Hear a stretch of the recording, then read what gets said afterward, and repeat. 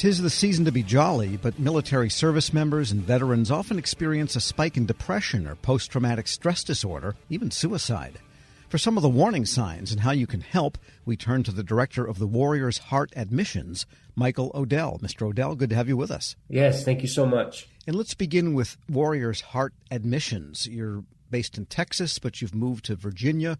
What does the organization do? Yes, so we have two facilities, one in Texas, one in Virginia. And they both are here to treat veterans, first responders, and active duty military who struggle with substance abuse and post-traumatic stress. All right. And so you have licensed counselors that are available to the folks that want to come in and avail of themselves? Yes, sir. Fully licensed and accredited to include the Joint Commission. We've got doctors, nurse pracs, and all the clinicians they need to get their healing in order. And tell us about your own story. What led you to found this? Because you are a Marine Corps veteran of Iraq and saw some heavy-duty action there, correct? Yes, so I'm from Bandera, Texas, which is where the Warriors Heart Texas location is. And I joined the Marine Corps when I was 19 years old, quickly deployed to Fallujah, Iraq, and Ramadi. And when I got out of the Marine Corps in 2010, I struggled severely with substance abuse and post-traumatic stress. And I ended up finding myself about 5 years later sitting behind bars in prison in Texas for substance abuse related issues. And I sat there for 2 years and wondered how I could have an honorable discharge, have served my country so well and honorably, and then wound up in the penitentiary. And when I was released from prison, I actually found my place at Warriors Heart.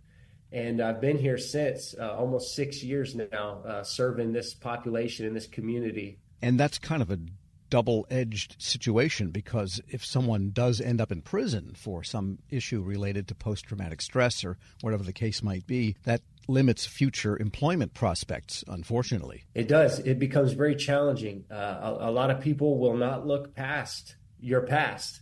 And they only want to know what you're about. And so I was blessed with the opportunity to be able to use the things that I've gone through in my past to help other people come out of that. And let's talk about the holiday season, the Christmas season, Hanukkah season, whatever you want to call it, holidays. It does tend to magnify. What have you found with respect to the population you serve, veterans, people still in active duty military, and first responders? Yes, so the holidays are tough, especially so for military. A lot of us will deploy, will be gone for the holidays, and we form this tight brotherhood, this camaraderie with our fellow soldiers, Marines, and service members.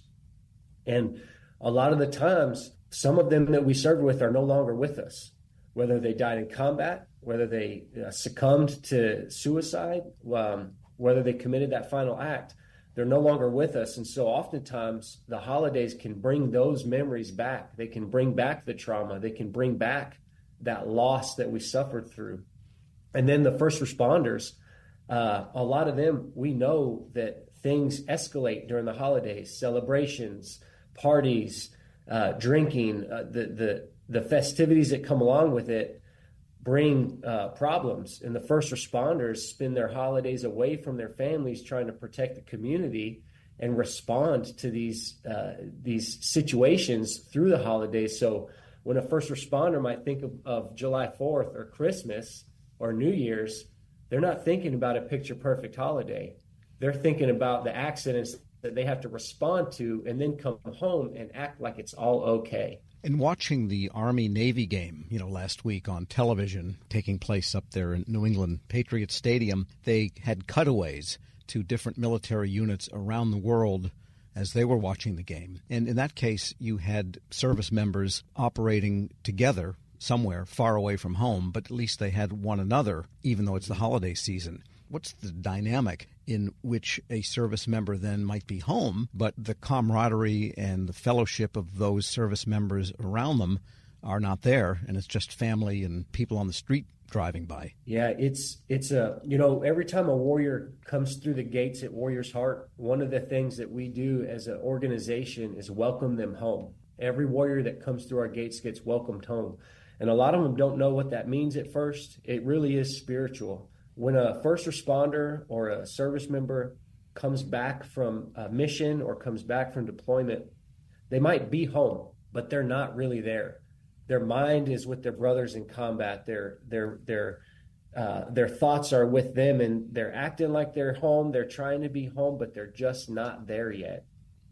And those that are there with them, what can family members, friends, acquaintances do to help ease that situation and make them feel like they belong where they are? Because words can sound empty. They can. And, I go back to my experience. When I was home, I was not well. I was not okay. I was not doing good.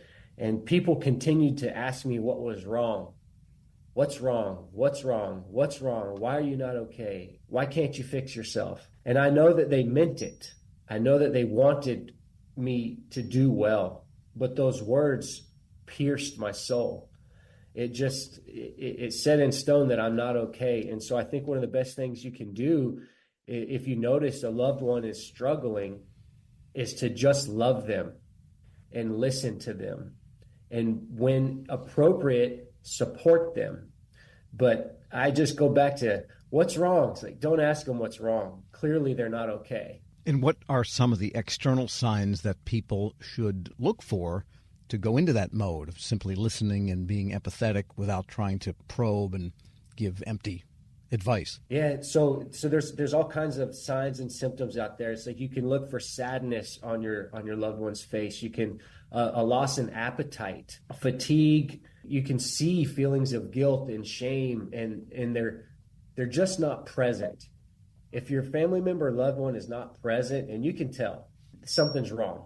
Something's wrong. People crave presence, and when they don't have it, something's off. And what can you say then that has meaning, or is there a way to gently suggest that they go to a place like Warriors Heart Admissions? There are other organizations that offer these types of services. Is it okay to simply suggest check them out? It is. We highly recommend. So there's a lot of good videos on YouTube. We have a documentary, Warriors Healing Warriors. It's on Amazon Prime, and it really paints a beautiful picture of who we are and what we do and why we're here. But what a loved one can do is just say, hey, I can tell that you're struggling. I know that you know that I know, and I want to be there to support you. I've found this resource, and if you'd like, I can call, or you can call, or they can call you. My team is very experienced. I'm a veteran, as we talked about already. I've got retired police on my team. We understand what's going on, so you're not going to be talking to someone in some other country that doesn't know what you're going through. We get it because we've been there. And people that have troubles with alcoholism, there is a heightened temptation, heightened availability, heightened pushing almost of drinking during the holiday season, at the holiday gatherings and so forth.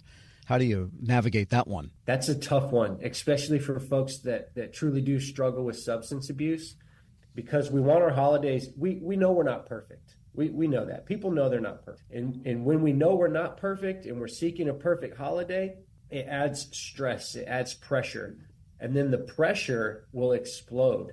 And people, it's okay for folks out there that have a drink with their family and loved ones. That's all fine. But for the ones that can't do that, we try to be normal. And so we try to fit in. And then next thing you know, we're not fitting in, and things have exploded from the pressure of just trying to be what we think is normal. So a pure eggnog without the rum, that's not such a bad way to host a party then, is it? That's not a bad way to host a party. All right. Any other thoughts people should understand when having a loved one who is a service member, veteran, or first responder around in the holidays? So there's a lot of things that loved ones and the warriors themselves can do. If they're in recovery, they can go to a meeting. If they're in recovery, they understand that service is key. Finding somebody they can serve, finding something they can do with their time that helps others. And family members can engage in that as well. Take the family out and go serve somebody.